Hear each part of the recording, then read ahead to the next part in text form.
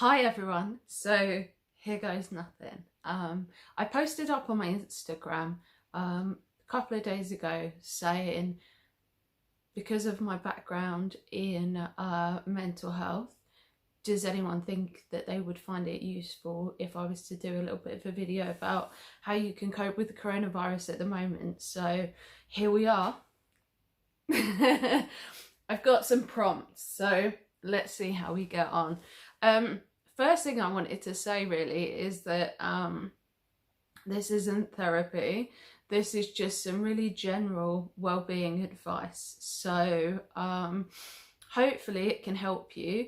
A lot of people are probably feeling anxious or low in mood because of everything that's going on, and maybe haven't had therapy before, maybe haven't really thought about their mental health or their well-being this much before, and maybe are struggling. I know that I've had a lot of people messaging me saying that actually they are really struggling. So I thought that it'd be really nice to try and put something together, and I'm hoping it's not going to be too long, but it might be, we'll see, just to give you a couple of pointers really. So yeah, I'm hoping I'm not just going to ramble on. I'm hoping that some people are going to find it helpful. If you do find things helpful, then let me know. If there's things that you're not finding as helpful, then yeah, also let me know if there's anything else you need me to do. I thought I'd do a really quick overview for the first this first video, and we'll see how we go on, and if you find it useful, then maybe we'll do a couple more, because I'm going to be in isolation for a little while. So you may or may not know that I work in mental health, and I am training to be a CBT therapist, so I qualify very soon. So a lot of this is going to come from a background of CBT, but mainly I just want to talk about just general well-being. So this has got nothing to do with my work, it's just kind of my knowledge, and I really want to just share a little bit of that with you. Let's see how we get on. So the first thing that I thought was really important for everyone to know is every single person is feeling a little bit of this right now, okay? So everyone's feeling a little bit worried, everyone's feeling a little bit anxious. Some people maybe are feeling a little bit low in mood for the first time. So you're not on your own, you're not. It's completely normal to feel a little bit worried or a little bit anxious because of what is happening at the moment. I mean, nothing like this has ever happened in my lifetime before. It will be the same for a lot of other people. It is quite a scary time, but you know, we are going to get through it. So I guess the first thing that I wanted to talk about is basic CBT. So within CBT, cognitive behavioural therapy, the whole idea is that your thoughts, your feelings, your physical symptoms and your behaviours are all linked together, okay? This is a hot cross bun, basically. Looks a bit like a hot cross bun, okay? So, for example, you might have anxious thoughts. They might make you feel a little bit anxious. They might give you heart palpitations. They might make you avoid things. You know, out in the real world, before all of this happened, you can probably think of some times where you've avoided doing things because you have felt a little bit anxious. The same kind of thing works with depression as well. You have some negative thoughts, it makes you feel down, you feel heavy, you feel tired, you don't go out, you stay in bed all day, you self-harm, whatever it is. So, you know, it's quite important to just be aware of that link, and to keep that in mind as we're going through everything, that whatever it is that we're thinking can impact on those other areas.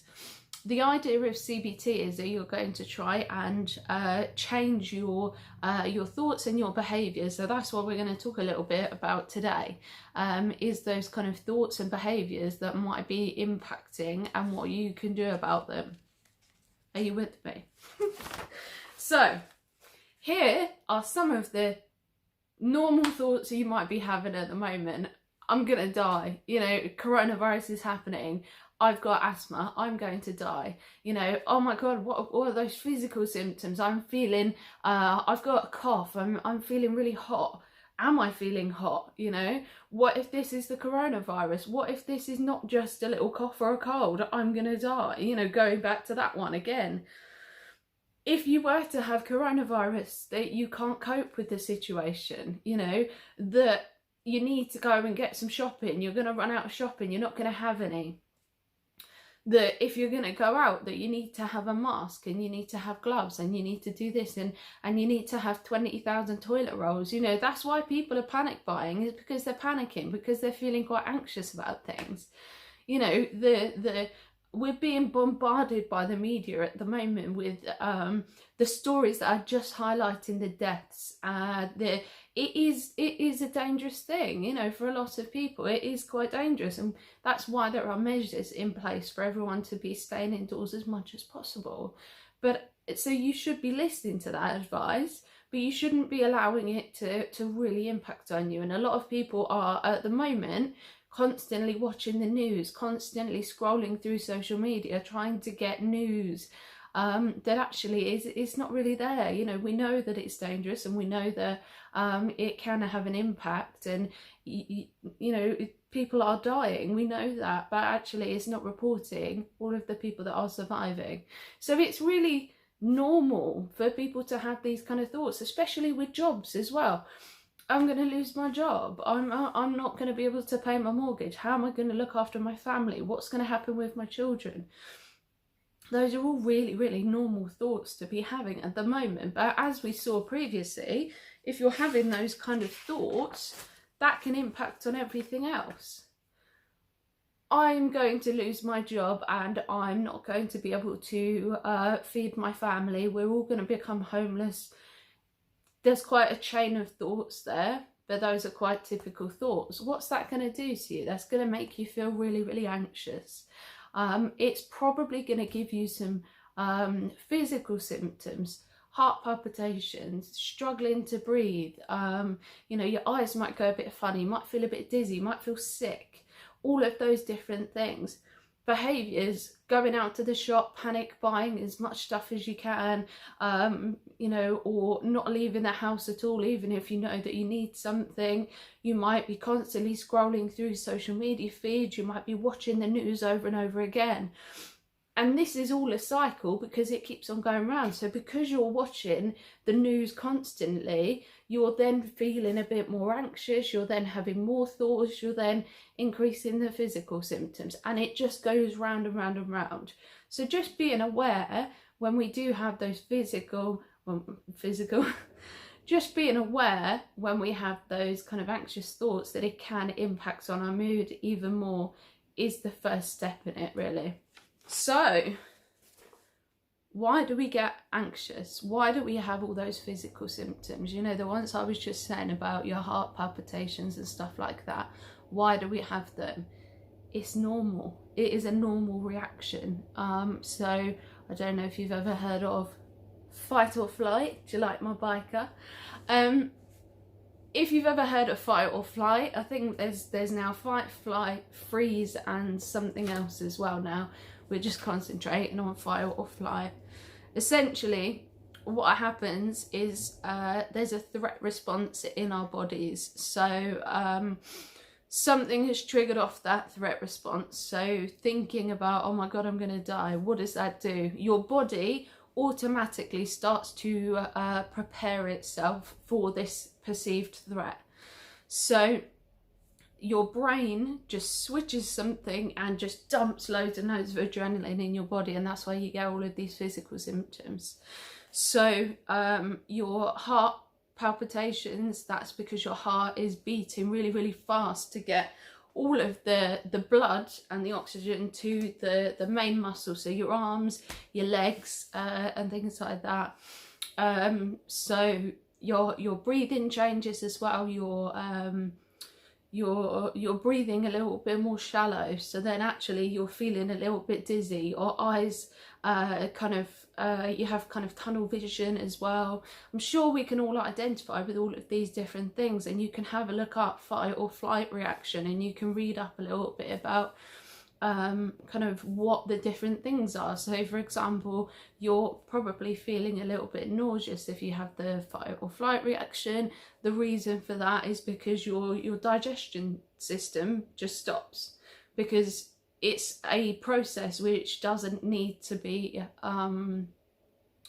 it doesn't need to be running at the time. You know, if somebody was to burst in here right now, all of that adrenaline is dumping into my body because I need to be ready to either fight the person or the thing that comes in, or to run away from it. So that is the premise of the fight or flight reaction. So what's happening at the moment is that you're having lots of those physical symptoms because maybe you're watching the news, maybe you are talking to people about it over and over again and worrying kind of out loud at people. Maybe you're spending time worrying about what if you get coronavirus, you know, a lot of those what if worries.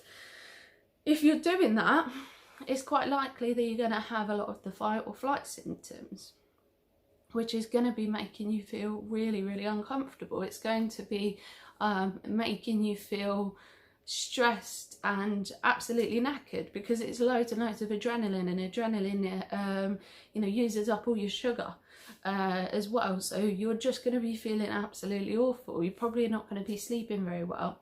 So it is a normal reaction, and it is happening because it's trying to protect you. Your body is trying to protect you. But if you're allowing that to go into overdrive all of the time, then you are going to be feeling really shit, to be honest. So another thing to note as well is about those kind of fight or flight symptoms. So for example, you can have difficulty breathing. You can feel like you can't breathe very well, or your skin can go quite cold. Your thoughts can go in overdrive. You can feel nauseous, you can feel dizzy, all of those different things. You could be sweating as well. All of those different reactions you can then misinterpret as symptoms of the coronavirus. So for example, not being able to breathe, you might think, oh my god, I can't breathe properly, so I'm gonna die. It's coronavirus, when actually it's just a fight or flight response, possibly. So it's just something to bear in mind, that this is a natural reaction that is happening to a situation that is happening around us. So how can we deal with coronavirus? What can we do? So I guess what's a really healthy thing to do, and what I've been doing with my friends and family, has been talking about it. And not kind of worrying out loud about it necessarily, but just talking about the situation and voicing your concerns instead of bottling it up is quite a helpful thing to do. Exercise, regular exercise. The government has said that we are allowed to do that, so we are allowed to go out for our one form of exercise a day. If you're feeling really anxious, if you've got a lot of adrenaline in your body, if the fight or flight response is being triggered, actually going for a run is going to bring those kind of levels down. There's been a lot of studies about exercise and anxiety, and it is a really good way of coping. One thing to bear in mind as well is how much news you are listening to at the moment. So are you spending a lot of your time looking for the news or watching the news? Is it making you feel good? It's possibly making you feel a little bit worse. You should also think about your social media use at the moment as well. There's a lot of fake news going around on social media at the moment. There's a lot of unhelpful stories going around on social media at the moment as well. Do you really need to be spending all of your time flicking through kind of news feeds all the time? Is it making you feel a little bit more anxious? So if you're going to be watching the news, which everyone should try and keep up to date with the news, if you're feeling a little bit anxious, maybe just limit the amount of time that you're spending watching the news, looking for the news, scrolling through social media. There is a real balance, because we do need to keep up to date with the news, and we do need to be in contact with friends as well and family. So social media is really helping for that, but also If you're spending all of your time on social media, is that going to be helping you? Probably not. One thing that you could do is try controlled breathing techniques as well. So there's a couple of apps which I would personally really recommend. I use them myself. There's Headspace, which is an app, and it's got lots of guided meditations on there, lots of guided breathing exercises as well. So those kind of things are going to help you to feel better. So with the fight or flight response, if you are breathing shallow, then that means that you can feel dizzy, your eyes can go a bit funny, you get all of these physical symptoms. In your body, what's happening is because you're breathing quite shallow, the levels of oxygen in your body, in your blood, are going to be a bit off balance. What you can do is do these breathing exercises to kind of rebalance the oxygen levels. So if you don't want to use Headspace, if you just want to do it yourself, then one thing that you want to try and do is belly breathing.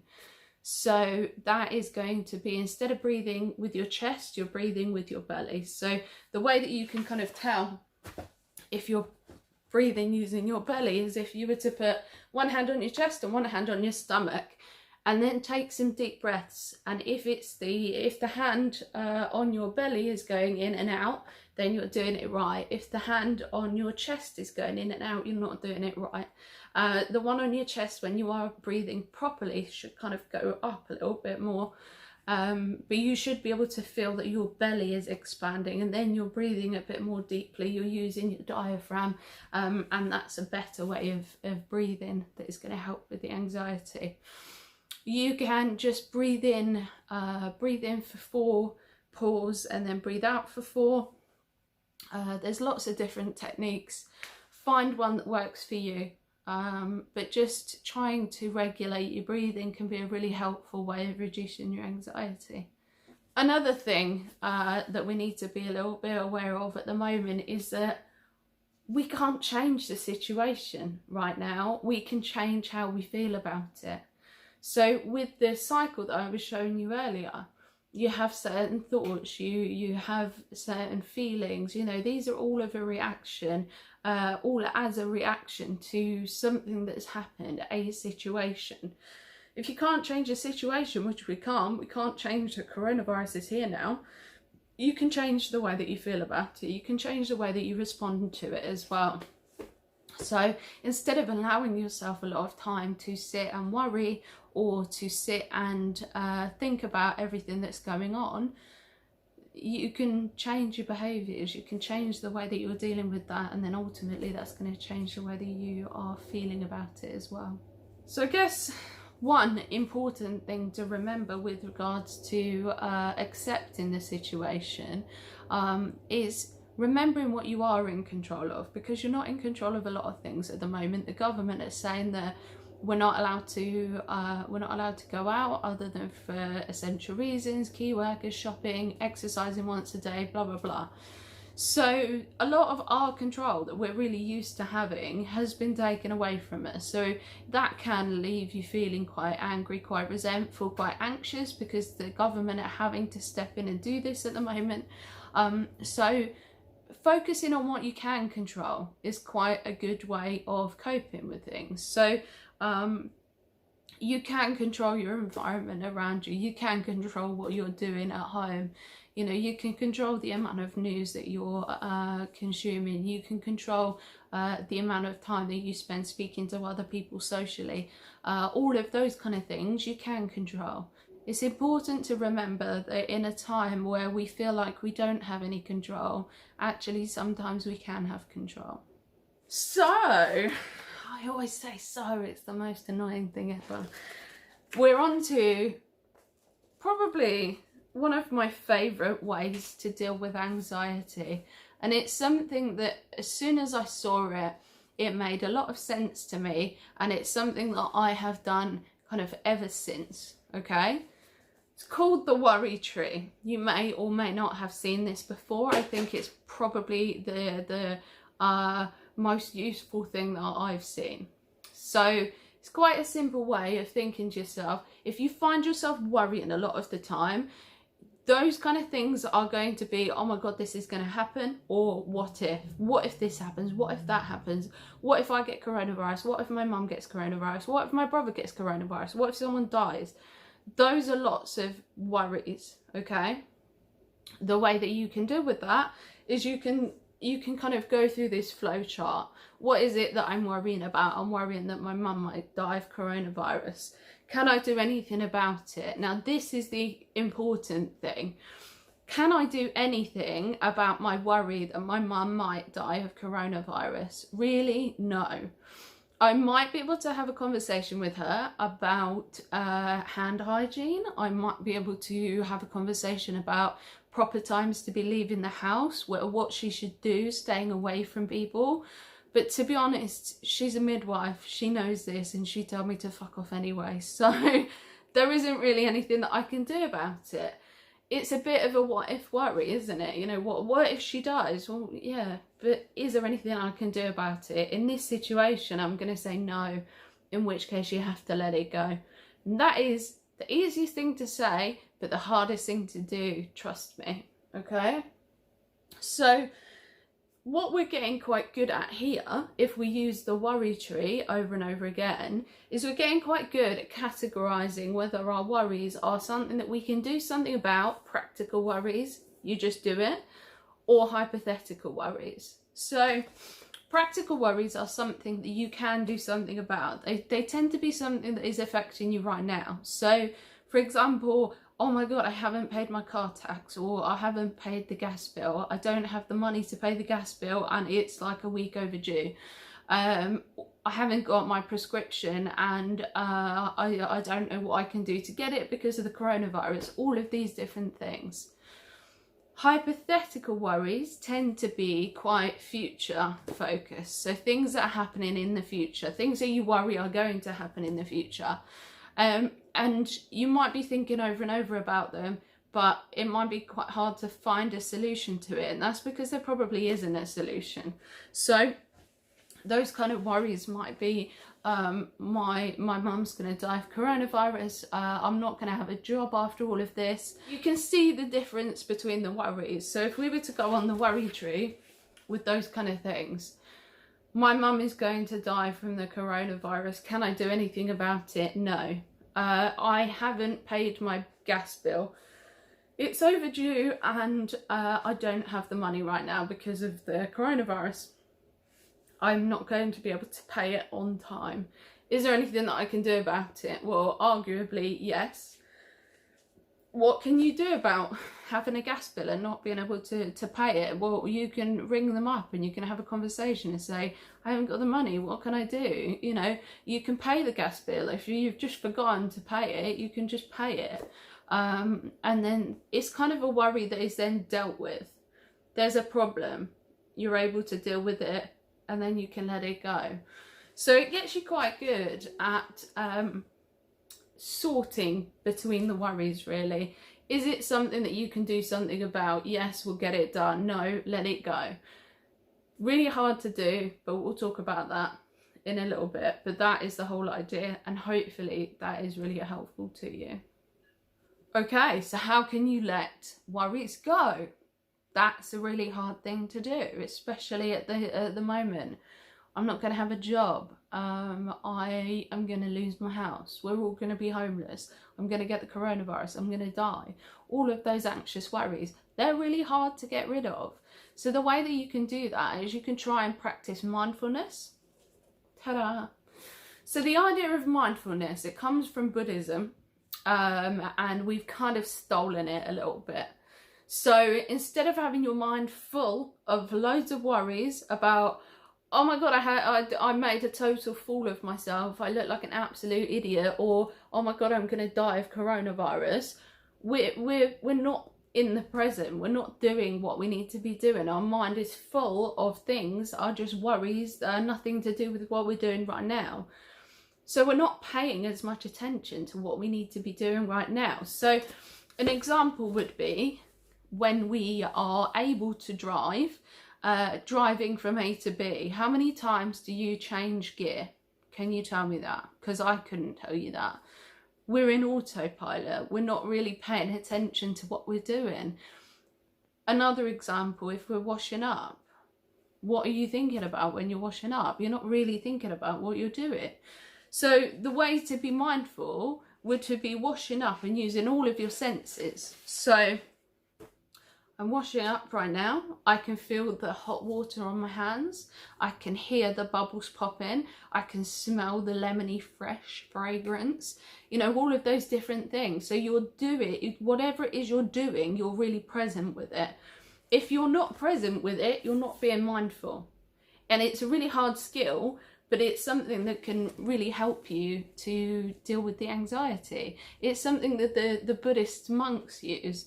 You know, they seem like pretty happy chappies. So you can have a look about mindfulness. You can learn how to do that. Doing the using Headspace and Calm and all of those different apps can help you to be a little bit more mindful. They can bring you back to the present. So instead of worrying about the future, instead of thinking about what's happened in the past and kind of mulling it over, you're being a bit more present to today and to right now. And that's what we should be doing. We shouldn't be worrying right now about what's going to happen after the coronavirus is kind of dealt with, after the quarantine period. We shouldn't really be worrying about that. And I know it's really easy to say, but it does impact on your mental health. I can't say that I don't worry about things. I do find myself worrying, but then what I do is I bring myself back to the present and I don't allow myself to be worrying about things. It's a quite hard skill. But the more you do it, the more you practice it, the same with the breathing techniques, the easier it becomes. So it's worth a go. Next on our agenda is something that may or may not be affecting you right now. We're quite new into quarantine at the moment, and I think people will probably, they might not be feeling it right now because we're only like a week into it. But have you been feeling low? And I don't mean depressed. I don't mean clinically depressed. I just mean, have you been feeling a little bit down, a little bit sad? We've had our freedom taken away overnight.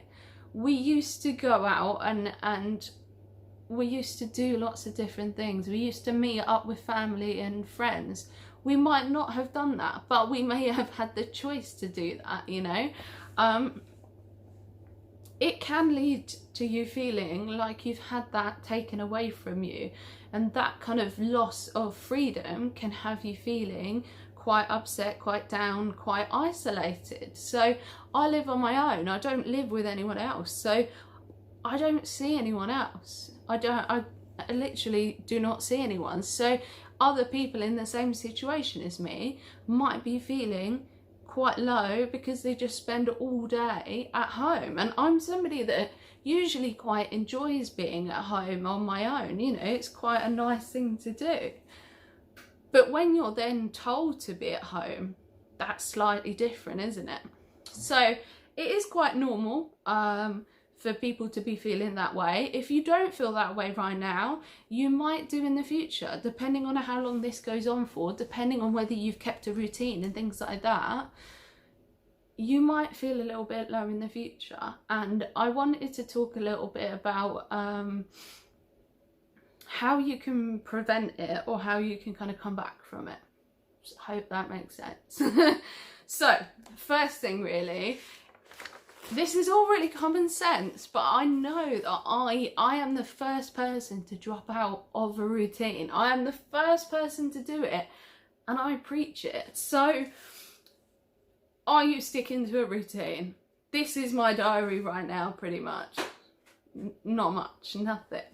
So, it's really important when we are isolated and we're at home all the time and we're not around other people, to keep a bit of a routine.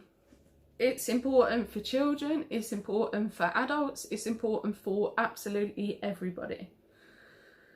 So what was your routine before coronavirus. You were probably going to work every day, you probably had lots of social activities. If you didn't have social activities, there were probably different hobbies that you really enjoyed doing before all of this happened. So it might be that you used to go, I don't know, go to badminton once a week. It could have been that you went out for a meal once a week, which is what my friends and I have got a really nice routine of doing. Every single week we go and just meet up for a meal, and we catch up with other people. That's now been taken away from us, so we're now having to think a little bit more creatively about how we do things now. If you don't have a routine, it is likely that that could impact on the way that you're feeling. Your behaviours can then impact on your thoughts and can impact on your feelings as well. So if you're spending all day in bed on your own, not speaking to other people, you're not getting that social interaction. We are social beings, we're social creatures. As much as people like to say that they are, they don't like to speak to other people and they stay home all day, they'll be getting that social contact in other ways. So, playing computer games and things like that, or interacting with people in your family. It is something that is really important, and that's kind of been taken away. So thinking about your routine, for example, with me, I used to get up early, I used to drive into work, I used to be in an office full of other people, I used to come home, I used to go and see friends, I used to have things that I would be doing in the evenings and at the weekends to look forwards to. Now that's all been taken away from me, and I can only leave the house if I want to exercise, and even then that's kind of limited with the amount of time. It should be about half an hour for a run, an hour for a walk, it is restricted. So our routines have gone out of the window, and we need to think about our routines going forward. So one thing that I would encourage you to do is keep a little bit of a diary of what you're doing now. What does your week look like now? Are you waking up a lot later than usual? Are you going to bed a lot later than usual? We're going to come on to sleep because it's one of my favourite subjects in the world. I love sleep. Just keep a bit of a diary of what you're doing, and even if that is absolutely nothing, watching TV, sleeping, having a nap, whatever it is, keep a bit of a diary of what you're doing now. The next thing that you should be doing is looking at all of those times where you're not as busy and adding in different activities for you to do. So there's probably going to be quite a few people who are furloughed, so they're not working from home, getting kind of 80% pay, so there's been a pay decrease, but not doing anything at all work-wise. So then what do you do when you have your job taken away from you? What do? You probably become a little bit more like a sloth, which is what I do.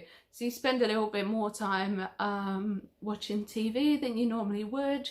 You don't shower as much, you don't bother cooking properly, you don't leave the house to go and do your exercise every day. We can slip really quickly into bad routines, so it's really important to keep all of those up. Now, when we're looking at building yourself a new routine, so after you have kept a little bit of a diary of what you're doing at the moment, you can look at adding in different activities from these 4 different groups, okay? And it's really important that we have a really good balance of these, okay? So first of all, pleasurable activities. What kind of things make you happy? Those can increase your mood, they can make you feel slightly better. Now is the time to get into things that are creative, to spoil yourself, to do things that you really like to do. Spend some time reading books, which is what I've started to do. I never get the time to read for pleasure because I'm too busy reading for university. That is the number one thing that I've done. I've gone and bought some books, and I'm now reading for pleasure, which is really lovely. Now is the time to do all of that kind of stuff where you wouldn't normally have the time to do it. Get creative. It's really, really good for you. As you can see, I really enjoyed doing this myself. This was kind of yoga, mindfulness, breathing, listening to music, whatever it is that you really enjoy doing, make sure you've got a list of those different activities that you like doing. Being social with other people is important now more than ever. So we used to meet up face to face with people. We used to have a lot of social contact, whether that was just through work or socially, you know, with friends and family as well. It's something that's now been taken away from us. So I'd encourage you to be video chatting so that you can see people again. Pick up the phone. Don't just text people all day. Pick up the phone. There's loads of apps which people are using now. So like House Party, I think it's called, or Face Party, I can't remember. Facebook Messenger, WhatsApp. What else? There's Zoom, which is on desktops, I think. You know, all of these different things you can use as, you know, keeping that contact that you did with other people, that you used to have, that you don't have anymore. Continue to be really social with people in whatever way that you can now do that. You know, make the excuse to be more social than you used to, because maybe before you used to go to work and you used to speak to people that way, and now you've not really got the opportunity to do that anymore. So you should be making more effort with the people around you. Take it as an opportunity to really enjoy that, you know, where you've got the time now. Maybe you've got a little bit more time where you're either not working or you're not travelling to work, so you've got a little bit more time there. Really, really important to balance these things out with things that will give you a sense of achievement. So I've started trying to grow plants and failing, because I've planted some tomato plants and that's really great. But the lettuce and stuff, I read the back of the seeds the other day. I'm not meant to have done that, so they've all died. So do stuff like that. You know, try not to kill plants, try to grow plants, but do stuff that give you a sense of achievement. I can't wait until I've got some tomato plants. I'm really excited. Take the time now to fix stuff. Do some DIY, all of that kind of stuff that you maybe haven't had the time for. Learn something new. That's a sense of achievement, isn't it? Clean up, do a bit of a spring clean. Take the time now to sort through all of those things that you've wanted to do for a while but haven't had the chance to. Now might be a good time as well to establish a little bit of an exercise routine. So the way that I've started to try and do it is, because I'm still working from home, I'm trying to establish a bit of a routine which kind of ends my day, because otherwise it's quite easy to just stay on the laptop and carry on doing what I'm doing. So I try and end the day and just go for a walk or a run, whatever it is. So we've been told that at the moment we still are allowed out to exercise. Who knows if in the future we're not going to be able to do that, because it might get worse. We don't know. Whether you do that outside, it's great to get back to nature and go for a little bit of a run, but you can still do stuff indoors. So Joe Wicks has been doing morning exercise routines. There's lots of personal trainers doing free or cheap kind of online video exercises. There's loads on the NHS website, even for older people, seated exercises and things like that. They are all around, so why not get into it now while you've got the time? Something else that is really important at the moment, self-care. So we might not do this day to day. We might be quite busy at just kind of getting on with stuff, always thinking about the next thing that we need to do. So we might not really be looking after ourselves, and what we need to do is just bring it back to basics, you know, thinking about exercise, thinking about what are we eating. If we're eating a little bit more junk food, it might have an impact. It might make us feel more sleepy, might make us feel more lethargic, not very nice. What about alcohol and drug use?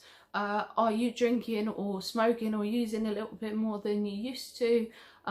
What about meditation? Are you looking after your mental health as well as your physical health. Why don't you get into that now as well? Take the time to do little things for yourself every day. So one person that I worked with before told me about having a 10-minute holiday every day. Imagine doing something kind for yourself once a day, even if it's just painting your nails or having a bath or, you know, playing on the Xbox, whatever it is. What about having a little 10-minute holiday every day, something really nice for you to be doing? So what else can you do? You can be kind to yourself and to other people. So how does that look like for being kind to other people? Well, it's going to be being there for them emotionally, not just offering to drop off their shopping, you know, practical ways, but actually asking people, are you okay? How are you? Most of the time people will just say, yeah, I'm fine, and actually you might need to ask them again and go, yeah, but really, how are you? It's really important to just be there, to be able to listen to people sometimes, and then to be able to talk about your feelings with other people. It's a good thing to do. I spoke about it at the beginning. Being kind to yourself is not about being critical. It might be quite an easier thing to do at the moment, especially if you're worrying, especially if you're low. Being critical about yourself or about other people, that's going to be impacting on your mood. So being really kind to yourself and treating yourself in the way that you would want other people, or the way that you would treat other people, or the way you would want other people to treat you. You know, don't speak to yourself or don't do anything that you wouldn't do with a child, for example. You'd never be critical to a child in the way that we are to ourselves. So it's quite important at the moment to be really kind to ourselves. That can also come back to the different activities. So where I'm talking about getting you to do pleasurable activities, this is the time to indulge yourself and not to feel guilty about it. So if you're not at work, then why not catch up on box sets? Why not do something that you're really going to enjoy? Why not do that thing that you've been meaning to do for ages, that you've always wanted to do? Now is the time. Do it now. Don't feel guilty. Don't be critical of yourself. Just do it and enjoy it, because when are you ever going to get this time again? And finally, my favourite topic, I love sleep. I might do something on sleep just so that I can talk about it a little bit more. Essentially, I was having a conversation with somebody the other day and we were talking about napping, and it might be something that you really want to do at the moment because we haven't got as much to do in the day. Maybe we're not staying as busy as we could be, so then we're napping.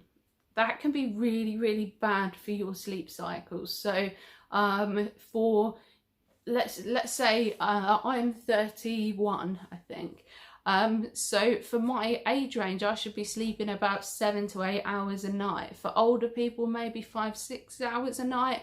For younger people, kind of anywhere up to 11 hours. I can't remember how many hours people younger sleep, but let's say for me, I need 7 hours of sleep a night.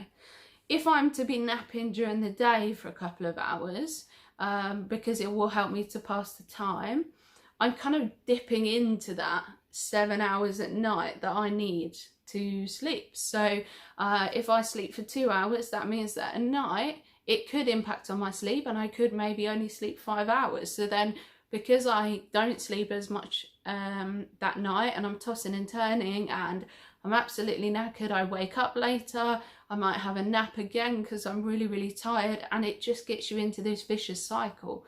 So it's really, really important that we remember that we are going to be impacting on our sleep and try to stay as busy as possible. So this is just what a sleep cycle kind of looks like, and I've just drawn it really, really quickly.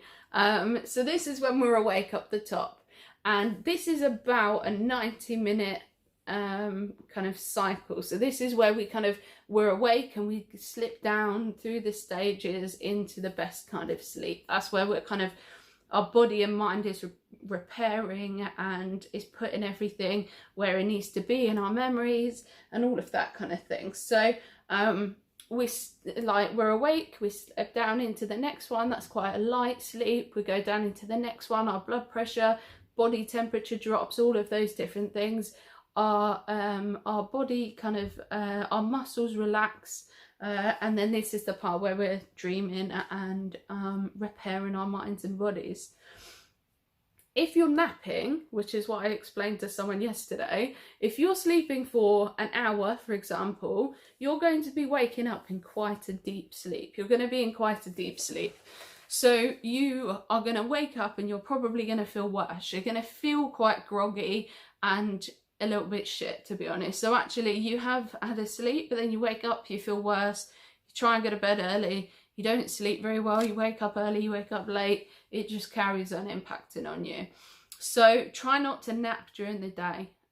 It can really negatively impact on your mood, and it's not a good use of your time. This is time now where you could be using it to be creative, and you could be using it to volunteer or help people or catch up with all the jobs in your house or spend more time with your family.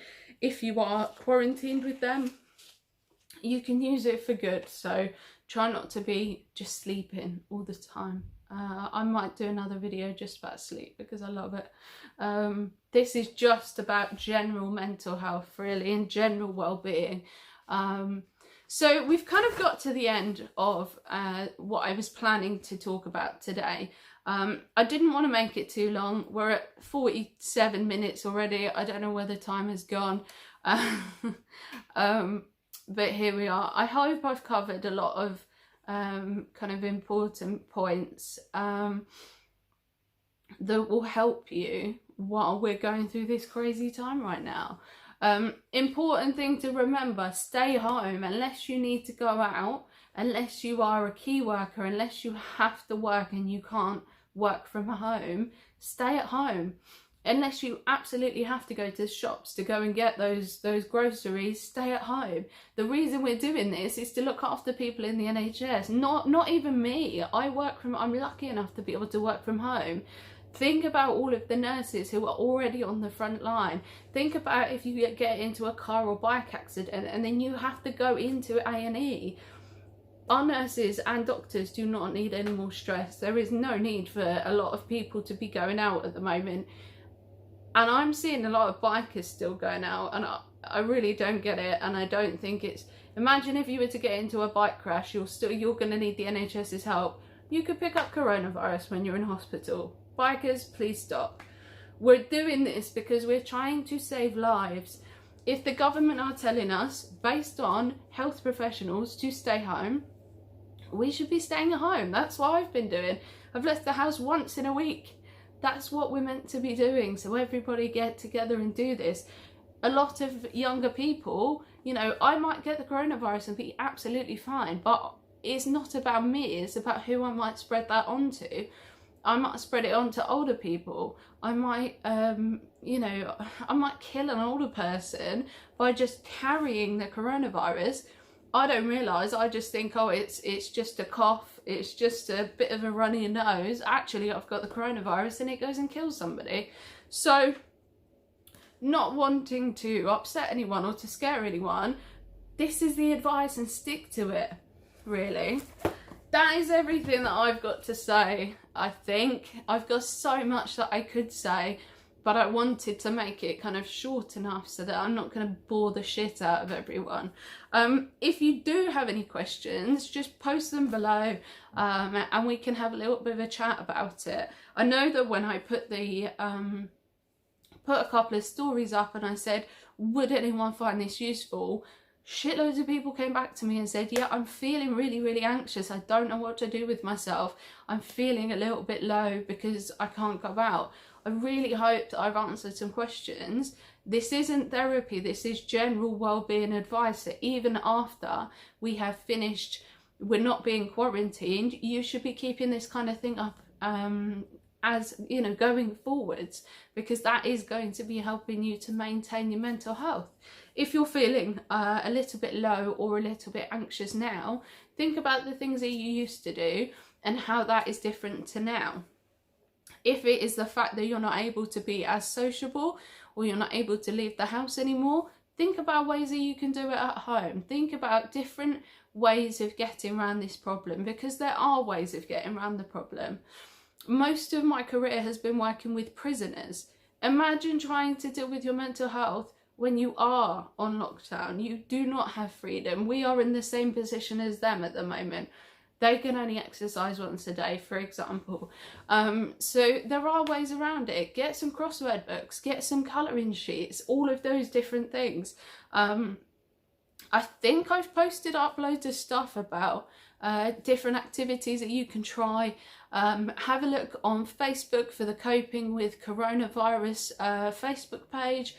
Loads and loads of links on there about different things that you can do at home, different things that you can do with the kids, ways of looking after your mental health and your well-being, which, you know, I haven't covered a lot of stuff. I could talk about this for days and days, but there's a lot of good resources on there. Have a look at the NHS website, have a look at the Mind website. I'm trying to think what else, the BBC, all of the news places have got some really good advice about how to look after your well-being. But most of all, just take control of what you can control at the moment. Look after yourselves, look after your family, and stay home, because that will get it over sooner.